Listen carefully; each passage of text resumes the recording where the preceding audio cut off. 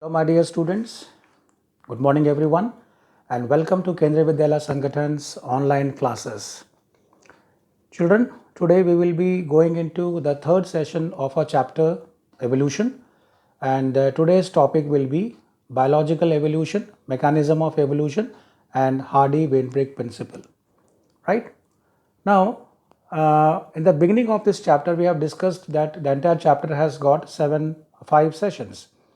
One is origin of life and life forms, evidences of evolution, adaptive radiation and natural selection, biological evolution, mechanism of evolution and Hardy-Weinberg principle, evolution, a brief account, origin and evolution of man. So now we have already finished with the two sessions. Now this is the third session. We are going into the topic. Now what are the learning outcomes and objectives that you will be able to learn at the end of this session?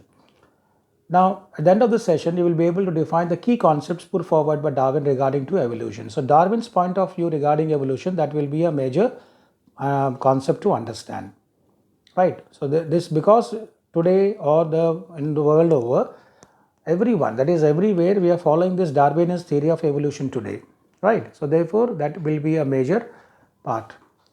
Then state the mechanism of evolution, how the process of evolution has occurred, right? The sequential origin of organisms on Earth. Describe the process of biological evolution took place. We'll see how they have come. Organisms after one after the other. That is the process. And then the factors that will be affecting the Hardy-Weinberg principle. Okay. The factors also we will look into it, but we'll also see what is Hardy-Weinberg principle, how we can apply mathematics and biology to understand the concepts. Okay, so that is a very, very interesting aspect once again. We'll also compare the theories put forward by Darwin and Hugo de Vries about the process of evolution. Now here, before Darwin, there were many other biologists who had their view regarding evolution. So we'll also look into those aspects. Okay, so what is their view? What are their observation regarding the process of evolution? And we'll also have an illustration on the operation of natural selection on different traits. So how they come into what you call action. Now, previously in the previous session, we have learned the concept of natural selection and adaptive radiation, isn't it? That is the Darwin's theory on natural selection, right? And adaptive radiation in terms of the finches, in terms of Australian marsupials, and also placental mammals. So how they have existed. Then describe the various evidences of evolution to establish the proof of evolution, isn't it? So we have gathered evidences from different parameters, different quarters. One is from paleontological evidence. Second one, we have comparative anatomical and morphological evidences. Then third, we have biochemical evidences. So these also help us to understand the process of evolution. Discuss the natural selection in action in selection of moth, right? That is in England before industrial revolution, right? Or industrial revolution. What was the condition of the peppered moth? So peppered moth, white peppered moth increased in number, but after the industrial revolution, the scenario changed, isn't it? So that was also a very, very important. That is also natural selection in action. So we say that the natural selection will occur in that way. And we'll also have compared the differences between the convergent and divergent evolution, isn't it? So homologous organs, they will be showing the divergent evolution, whereas analogous organs will show about the what you call convergent evolution, right? So let us go into the discussion aspect of our topic. Okay, that is biological evolution. Now, biological evolution also can be regarded as organic evolution, isn't it? Now, why is it so? Because here we are referring to the plants and animals, the evolution of plants and animals, and therefore we refer to this as organic evolution as well. So, evolution by natural selection in a true sense would have started when cellular forms of life with differences in metabolic capability originated on Earth. So, when we look at the concept here, it means that when organisms started appearing on Earth, so right from that moment there was natural selection in action. So since then there has been a continuous process of selecting the individuals which are best to survive. And what are the differences? Differences in metabolic capability originated on the Earth. So they may have some differences in metabolisms, okay, but ultimately it was a nature that to select. Now, here when we look at the essence of Darwin's theory, the main concept of Darwin's theory is natural selection. So the nature is the master. The nature is at best. The nature will be selecting only that individuals that will be helping into survival of the organisms. Okay, and also we know the rate of appearance of new forms is linked to the life cycle of the organisms or lifespan of the organisms. Now, suppose you take the microbes such as bacteria, they have very low lifespan. Okay, so they multiply at a very faster rate. So even in that case, and when they multiply, so they have got some inbuilt variations, and these variations will be helping them to survive in course of evolution, right? So that is also a very important thing to understand. The importance of variations are inherited, which make them fit compared to others. So the variations which are being obtained by the organisms in course of time, that also will be inherited, that will be passed on to the next progeny, that will be passed on from parents to offsprings, and which make them fit compared to others. Now, how does this fit refers to? Darwinian fitness refers to the reproductive fitness. Yes, Darwinian fitness refers to reproductive fitness that makes them to survive better compared to others. So, when we look at the concept of evolution in terms of Darwin's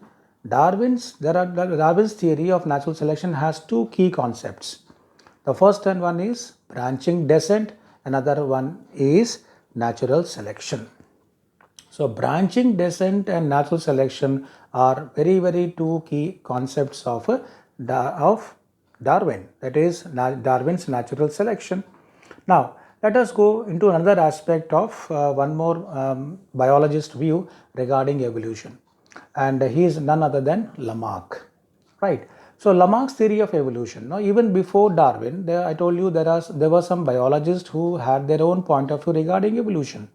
So they also studied evolution, how the appearance of organisms have occurred. So according to Lamarck, evolution of life is due to use and disuse of organs, right? What is this? Evolution of life forms have occurred because of use and disuse of organs. Organs that are used more develop more, and while the organs that are not used become vestigial. The character or adaptation developed by organism during its lifetime is passed on to this progeny. That means when an organism has developed variations, if the organism has variations in it, these variations will be passed on to the progeny. That is what we say as a inheritance of acquired characters, right? So use and disuse of organs and inheritance of acquired characters. Now how he tried to explain the theory, his theory, right? Now look at that. So here we have a diagram showing the long neck of giraffe. Now look at the long, that is the giraffe here. Now here look at the ancestors of the giraffe. Now the present day giraffe, when you look at the ancestor of the present day giraffe, they didn't had any long necks, isn't it? The neck was very short. So they used to graze the leaves which are present on the ground, right? So what happened later on?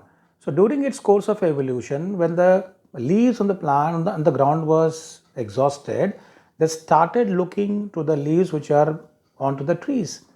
So he says that because of continuously stretching the organ, that is the neck, towards the leaves, so that made the neck to become longer and longer. So once the organisms have gained that longer neck, that character was inherited by the parent, and then it was even passed on to its progeny, so that the next generation of giraffe also had a long neck. So this is how we explain, but this theory is no more in use because we don't follow this theory. It has got its own limitations. Let us go to the mechanism of evolution now, right? Now mechanism of evolution, again if you look at one more idea, one more biologist view, and it is about Hugo de Vries, right? So Hugo de Vries put forward the idea of evolution that there are certain changes, right? And what are the changes he referred to? He referred to these changes as mutations, right? Mutations are nothing but differences. Yeah, differences.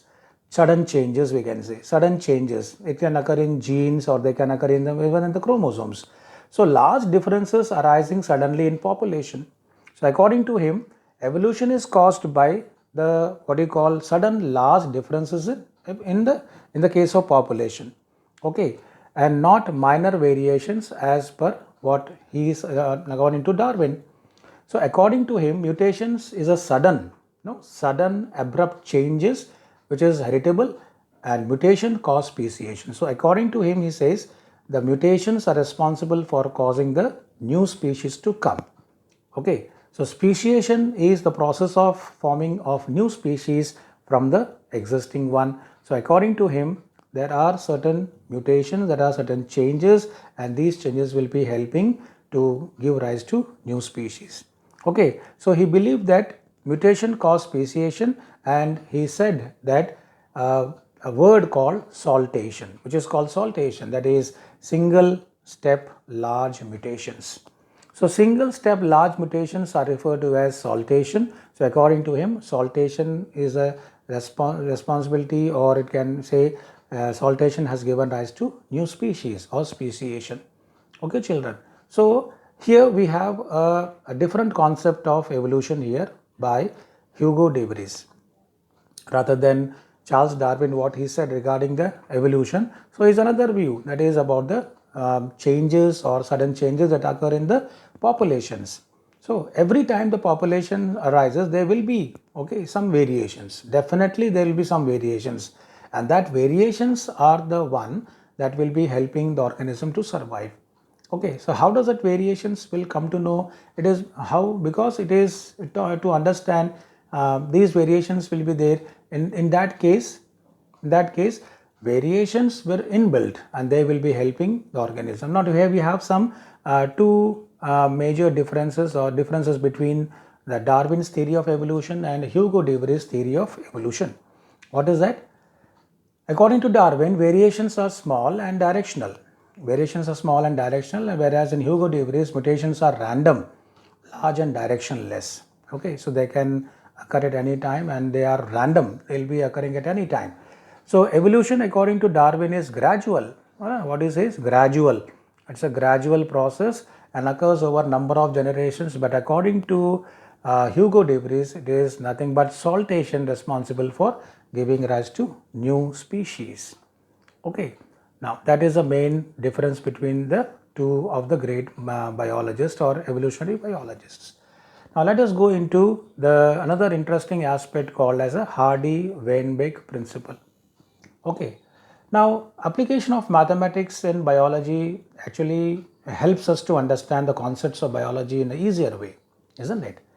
Right. So therefore, in this context, Hardy-Weinberg principle has given a mathematical equation, or you can say a mathematical expression to make or to understand the evolution more in a simpler way.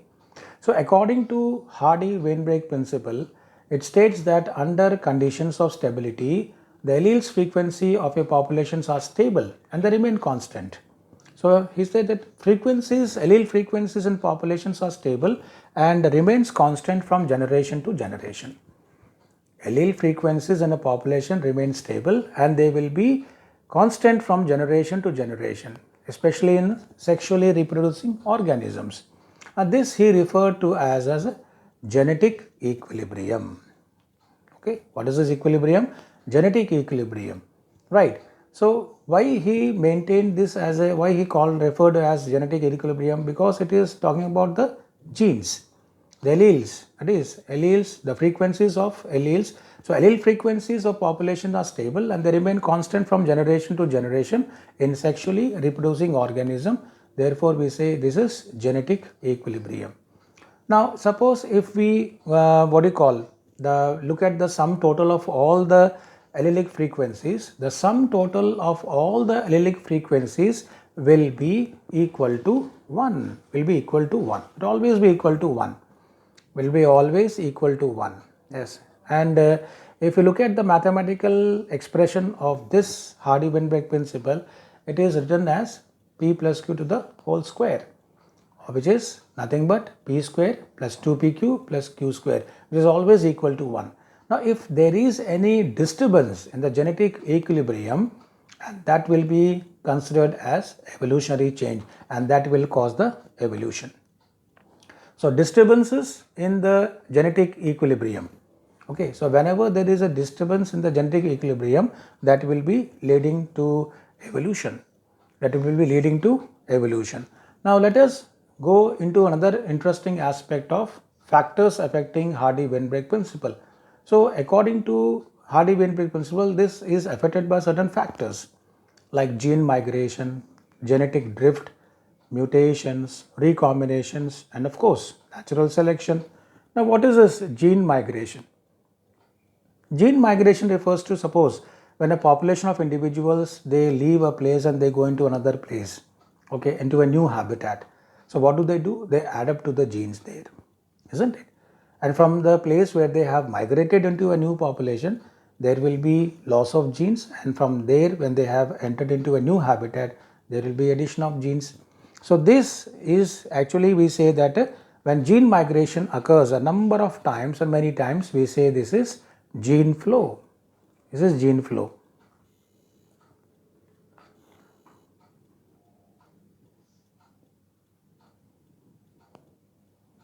The gene flow, isn't it? So factors affecting Hardy-Weinberg principle, gene migration. So when gene migration occurs a number of times, we say it is gene, gene flow.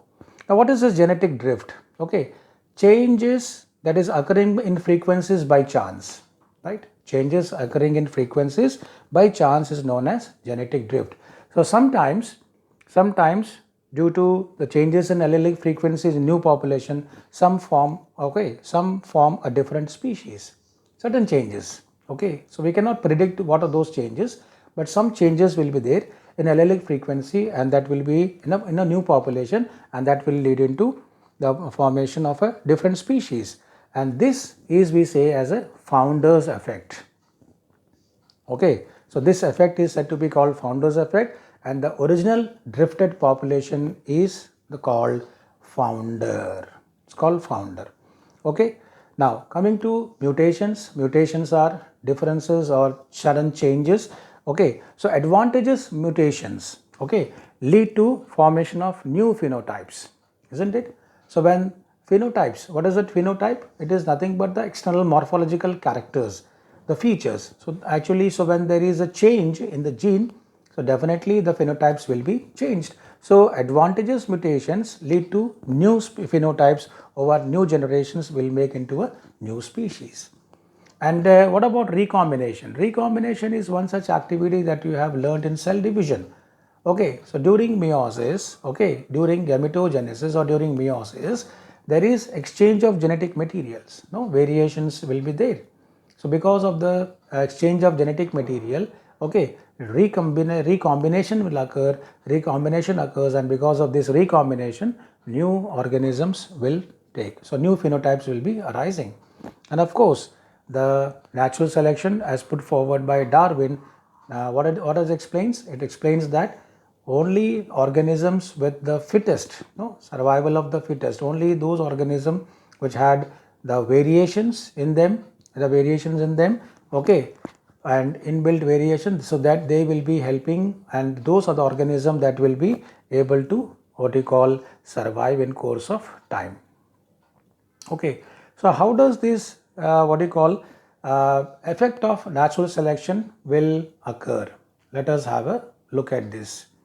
Okay, so if you look at the part of the effect of natural selection, look at this diagram. Okay, look at this diagram. So in this diagram, you will be able to,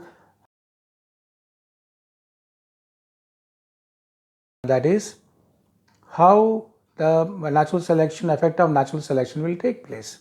Okay, now if you look at the diagram here, we're showing the first diagram, okay, and then the three different other ways, right?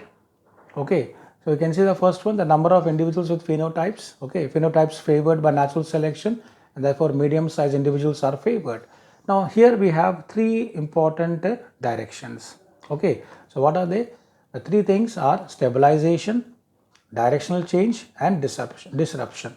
Okay, So when the stabilization occurs, stabilization will occur in which more individuals acquire mean character value.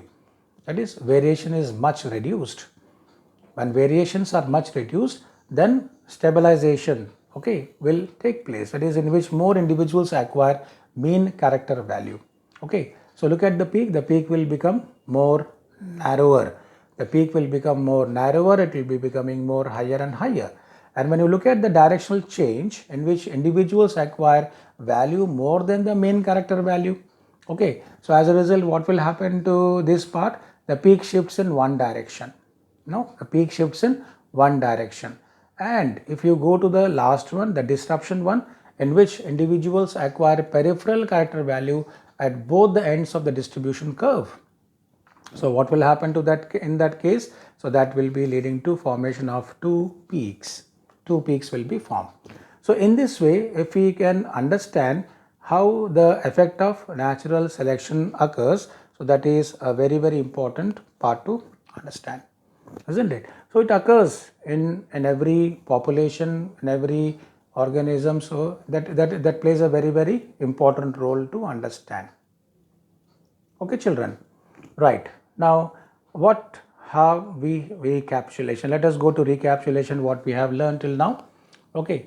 So today we have learned about the process of biological or organic evolution. So how the process of biological and organic evolution has occurred during the course of evolution. Then we also have gone through the difference in views of speciation put forward by Darwin and Hugo de Vries. That means to understand what are their respective views to make things to understand how the process of evolution had occurred.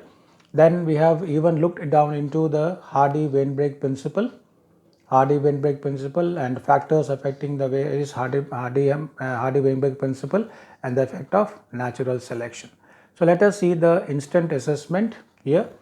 So the first one is name the two key concepts of Darwinian theory of evolution. That already you know, isn't it? Name the naturalist who put forward the theory of use and disuse of organs. Yes, which is we are not using anymore. Okay. So that is one thing. What according to Hugo de Vries is mutations, right? What according to Hugo de Vries is mutations, and why is Hardy-Weinberg principle is also called as genetic equilibrium, and what is this mathematical expression? Now, if you look at in mathematical expression of p plus q to the whole square, okay, where p and q, isn't it? Where p and q, isn't it, are the frequencies of capital A, that is AA and small aa, which we refer them as homozygous conditions. Okay, where 2pq is of heterozygous condition, that is capital A, small a. So in that way also it can be understood. Okay, children. Then name any two factors that affect Hardy-Weinberg principle. We have gone through the 5 different factors affecting the Hardy-Weinberg principle, isn't it? Gene migration, genetic drift, recombination, okay, natural selection, and like that. Okay, so let us have an answers for that.